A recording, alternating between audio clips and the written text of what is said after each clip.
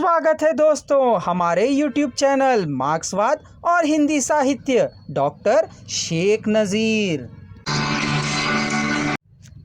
हमारी धारणा है कि भारत में नए सभा साहित्य और हमारे वर्तमान जीवन के मौलिक तथ्यों का समन्वय होना चाहिए, जिससे हमारी रोटी का, हमारी दरिद्रता का, हमारी सामाजिक अवनति और हमारी राजनीतिक पराधीनता का प्रश्न संबद्ध है।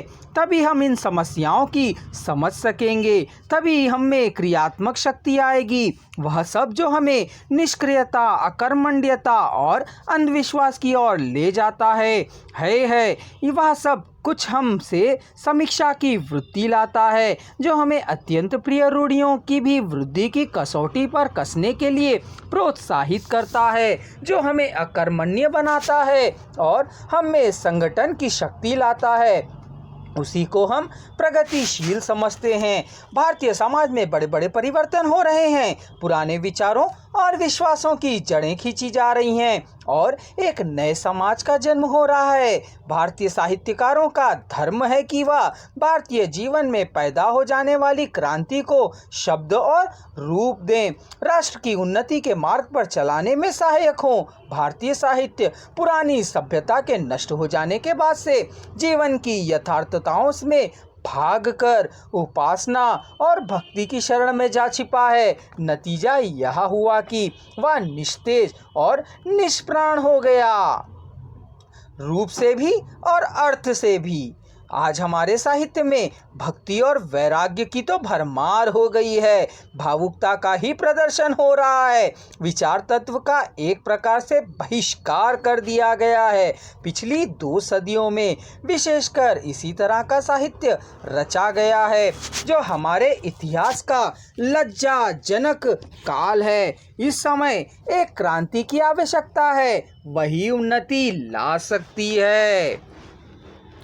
इस प्रगतिशील मैनिफेस्टो को मुंशी तथा भारत के प्रमुख साहित्यकारों एवं संपादकों को भेजा गया। हृदय से स्वागत किया और सर्वप्रथम इसे हंस पत्रिका में प्रकाशित करते हुए प्रेरणा दी की।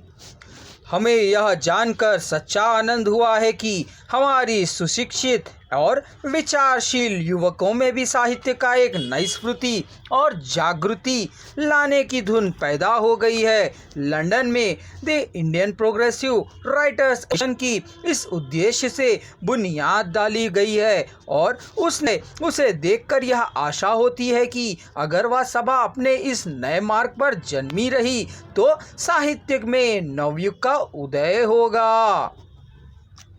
इस प्रकार प्रगतिशील लेखक संघ का उद्भव तत्कालीन देश की कुंठित परिस्थितियों की देन ही थी। इसके लिए हर एक प्रगतिशील साहित्यकार को उन आर्थिक, राजनैतिक और सामाजिक जीवन परिस्थितियों का अंग बनना आवश्यक था। लेकिन लंदन में रहकर हिंदुस्तानी अदब पर ना तो असर डाला जा सकता है और ना ही कोई ऊंची श्रेणी का रचनात्मक काम ही हो सकता है। इसीलिए सन 1936 में अखिल भारतीय प्रगतिशील संघ की स्थापना हुई। हिंदुस्तान में उसका अधिवेशन लखनऊ में अप्रैल 1936 में मुंशी प्रेमचंद के सभापतित्व में हुआ। उन्होंने अपने अध्यक्षीय भाषण में साहित्य के लक्ष्य को स्पष्ट करते हुए कहा कि साहित्य केवल व्यक्तिगत कल्याण के लिए नहीं बल्कि